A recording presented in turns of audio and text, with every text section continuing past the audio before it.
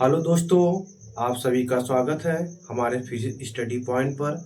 आज हम class 12 physics most important question लेके आया हूँ, जो यूपी बोर्ड के हिसाब से सबसे इम्पॉर्टेंट है। आज हम पढ़ेंगे गाउस नियम के अनुप्रयोग। आज हम क्या पढ़ेंगे? गाउस नियम के अनुप्रयोग। गाउस नियम के बहुत सारे अनुप्रयोग हैं, इनमें से 3 अनुप्रयोग सबसे मोस्ट इम्पॉर्टेंट है। उसमें सबसे पहला हम लेके आए हैं, क्या ले आए हैं? पहला क्या है? अनंत लंबाई के एक समान आवेशित सीधे तार के कारण वैद्युत क्षेत्र की तीव्रता। हमें क्या ज्ञात करना कि एक अनंत लंबाई के एक समान आवेशित सीधे तार पर वैद्युत क्षेत्र की तीव्रता ज्ञात करनी है। तो चले देखते हैं। हम क्या लिखे लिए कि एक अनंत लंबाई के आवेशित सीधे तार लिए हैं, और इसी तार पर हमें क्या ज्ञात करना है? वैद्युत क्षेत्र की तीव्रता ज्ञात करनी है। तो चले देखेंगे कि माना यह लंबाई के एक तार पर प्लस क्यू आवेश दिए हैं। माना एक अनंत लंबाई के तार पर प्लस क्यू आवेश दिया है,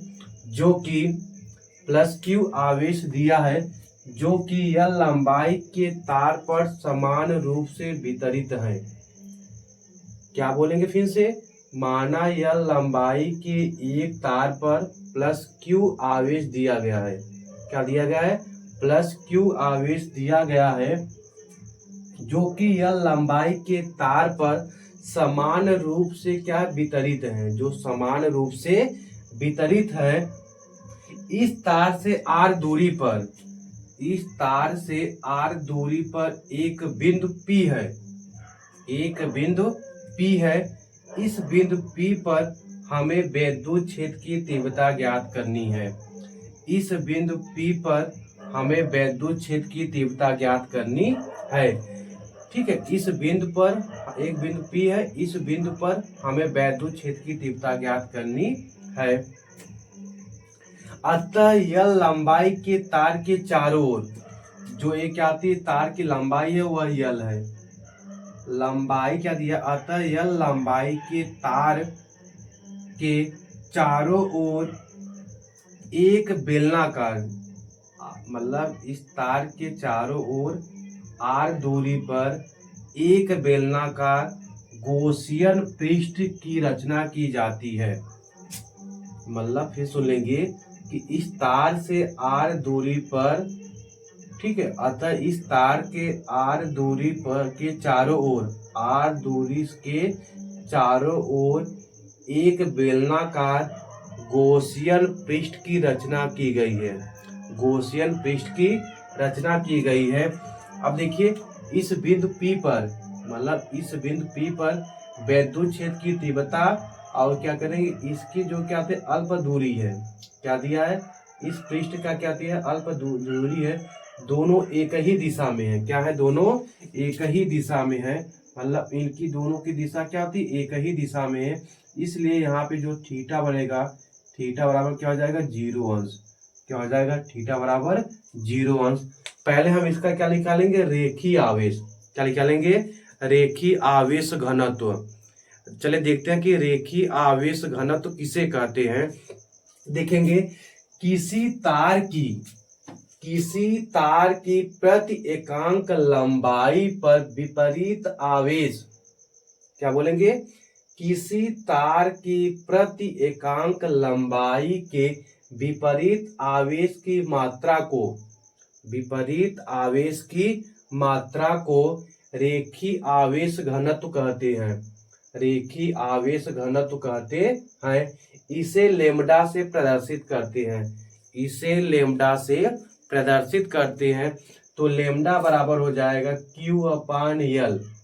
क्या हो जाएगा? Q अपान L, या Q बराबर हो जाएगा लेम्डा इंटू L। क्या हो जाएगा? Q बराबर हो जाएगा लेम्डा इंटू L। ठीक है, और नीचे देखेंगे कि माना, इसका अब हम निगमन करेंगे। क्या निकालेंगे? निगमन करेंगे। लिखेंगे, माना तार से R दूरी पर एक बिंदु P है। माना तार से r दूरी पर एक बिंदु P है जिस पर वैद्युत क्षेत्र की तीव्रता ज्ञात करनी है। जिस पर क्या ज्ञात करनी है? वैद्युत क्षेत्र की तीव्रता ज्ञात करनी है। चलिए पहले हम क्या निकालेंगे? पहले निकालेंगे कि पृष्ठ से गुजरने वाला वैद्युत फ्लक्स इस संपूर्ण पृष्ठ से, मतलब ये संपूर्ण जो क्या होता है गॉसियन पृष्ठ है, इस पृष्ठ से गुजरने वाला वैद्युत फ्लक्स लिखेंगे पृष्ठ, क्या लिखेंगे? पृष्ठ से गुजरने वाला, पृष्ठ से गुजरने वाला, पृष्ठ से गुजरने वाला गुजरने वाला फ्लक्स, सीधा लिख लीजिए फ्लक्स, गुजरने वाला फ्लक्स। अब देखिए फ्लक्स का फार्मूला क्या होता है कि फाई बराबर लिख सकते हैं क्या कि फाई ई बराबर पढ़े थे, फाई ई बराबर समाकलन, समाकलन क्यों ले रहे हैं? क्योंकि संपूर्ण पृष्ठ ले रहे हैं। कौन सा ले रहे हैं? संपूर्ण पृष्ठ ले रहे हैं, इसलिए समाकलन हो जाएगा ई इंटू क्या हो जाएगा डी ए, क्या हो जाएगा ई इंटू क्या हो जाएगा डी ए। अब इसे हम क्या ले सकते हैं? चूंकि क्या लिख सकते हैं कि vector E into vector D A बराबर क्या होता है? E into D A cos theta, क्या होता है? Cos theta. आप पढ़े थे कक्षा 11 में कि दो सदिशों का अदिश गुणनफल जब करते हैं तो वहां पे लेते हैं हम कॉस थीटा लेते हैं। क्या लेते हैं? कॉस थीटा लेते हैं। तो यहाँ पे देख लेंगे, तो इसके नीचे से हम क्या ले सकते हैं कि इसे लिख सकते हैं कि फाई ई बराबर हो जाएगा समाकलन ई इंटू डी ए, क्या हो जाएगा? कॉस थीटा, क्या हो जाएगा? Cos theta. और थीटा का स्थान क्या रखेंगे? 0। क्या लिखेंगे? 0 लिखेंगे। थीटा का स्थान पर अगर हम 0 लिखेंगे तो देखिए क्या हो जाएगा, मतलब थीटा का स्थान 0 लिखेंगे तो क्या हो जाएगा? फाई ई बराबर हो जाएगा क्या? समाकलन ई इंटू क्या हो जाएगा? डी ए, क्या हो जाएगा? D A. क्योंकि कॉस 0 अंश का मान क्या होता है? 1 होता है। क्या होता है? कॉस 0 अंश का मान क्या होता है? 1। कॉस 0 अंश का मान 1 हो जाएगा, तो हम यहाँ कुछ नहीं लिखेंगे, यहाँ 1 मतलब कुछ नहीं होता है। तो अब देखिए यहाँ पे हम क्या करेंगे, हम इसको अगर बाहर निकालेंगे तो क्या हो जाएगा? फाई ई बराबर हो जाएगा, ई को हम बाहर निकाल लेंगे तो क्या हो जाएगा? समाकलन क्या हो जाएगा? डी ए, क्या हो जाएगा? D A. अब आपको पता है क्या कि चूंकि आपको पता है कि यहाँ पे लिख सकते हैं चूंकि समाकलन डी ए बराबर होता है 2 पाई आर एल, क्या होता है? 2 पाई आर एल, 2 पाई आर एल बेलन का क्षेत्रफल, बेलन का क्षेत्रफल पर क्या होता है? फार्मूला 2 पाई आर एल। फिर सुन लेंगे, बेलन का क्षेत्रफल का फार्मूला होता है 2 पाई आर एल, 2 पाई आर एल। ठीक है, तो हम डी ए का समाकलन करेंगे, बेलन का क्षेत्रफल का करेंगे 2 पाई आर एल, क्या हो जाएगा? 2 पाई आर एल। तो यहाँ से क्या हो जाएगा कि फाई ई बराबर हो जाएगा ई इंटू 2 पाई आर एल, क्या हो जाएगा? 2 पाई आर एल। ठीक है, क्या हो जाएगा? 2 पाई आर एल। अब लिखेंगे गॉस की प्रमेय से, किससे लिखेंगे? गॉस की प्रमेय से। यहाँ तक हो गया। स्क्रीनशॉट लेना चाहते हैं तो ले लीजिए, नहीं हम मिटा के आगे बढ़ते हैं। चलिए अब हम इसे मिटा देते हैं, अब आगे लिखेंगे इसके।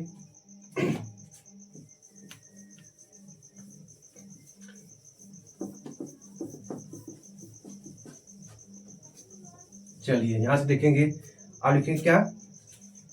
गॉस के नियम से। क्या लिखेंगे?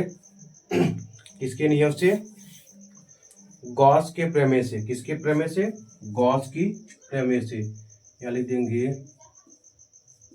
गॉस की प्रमेय से। प्रमेय से, गॉस का प्रमेय क्या पढ़े थे आप? फार्मूला गॉस प्रमेय पढ़े थे कि फाई ई बराबर क्यू बटे एप्सिलॉन नॉट। क्या पढ़े थे? क्यू बटे एप्सिलॉन नॉट। ठीक है, तो यहाँ पे देखिए एक पक्ष बराबर है तो दूसरा पक्ष आपस में क्या हो जाएगा, बराबर हो जाएगा। तो हम इसे लिख सकते हैं क्या, E इंटू 2πr l बराबर Q बटे एप्सिलॉन नॉट, कर सकते हैं Q बटे एप्सिलॉन नॉट। अब देखिए आप पढ़े चूंकि Q बराबर क्या होता है, Q बराबर होता है लेमडा इंटू एल। क्या पढ़े अभी कि Q बराबर क्या होता है, लेमडा इंटू एल, और Q का स्थान पे हम क्या लिख सकते हैं, लेमडा इंटू एल लिख सकते हैं। तो देखिए यहाँ पे लिखेंगे क्या कि E बराबर हो जाएगा, अगर सही से लिखना चाहते हैं हम इसे लिख सकते हैं क्या, E बराबर हो जाएगा। अब देखिए Q का स्थान कर सकते हैं, लेमडा इंटू एल लिख सकते हैं, तो हो जाएगा लेमडा इंटू एल बटे हो जाएगा 2πr एप्सिलॉन नॉट इंटू क्या हो जाएगा यल, क्या हो जाएगा यल।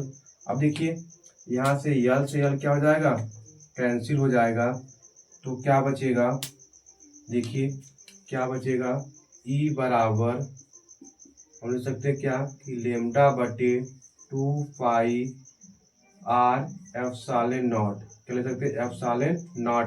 अगर इसे सही रूप से लिखना हो, अगर इसे और हम सही रूप से लिखना चाहते हैं तो कैसे लिख सकते हैं कि E बराबर इसे लिख सकते हैं 1/2π एप्सिलॉन नॉट इंटू लेमडा बटे क्या हो जाएगा आर, क्या हो जाएगा लेमडा बटे आर, क्या हो जाएगा लेमडा बटे आर।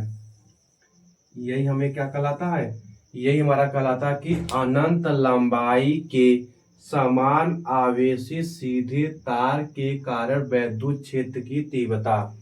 यही हमारा क्या कहलाता है कि अनंत लंबाई के एक समान, अनंत लंबाई के एक समान आवेशित सीधे तार के कारण वैद्युत क्षेत्र की तीव्रता।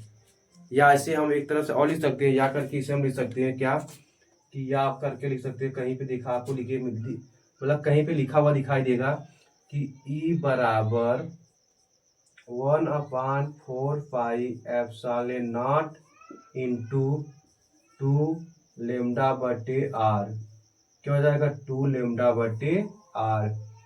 क्योंकि आप जब हम कहते हैं इसके स्थान क्या कहते हैं, हम इसका मान रख सकते हैं, मतलब 1/4π एप्सिलॉन नॉट के स्थान क्या रख सकते हैं, इसका मान होता है 9 × 10 के पावर 9। इसे हम इस तरीके से लिख सकते हैं।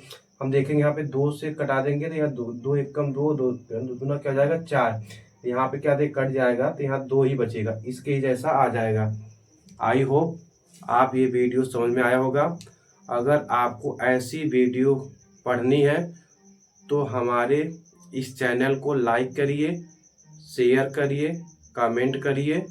जय हिंद, जय भारत।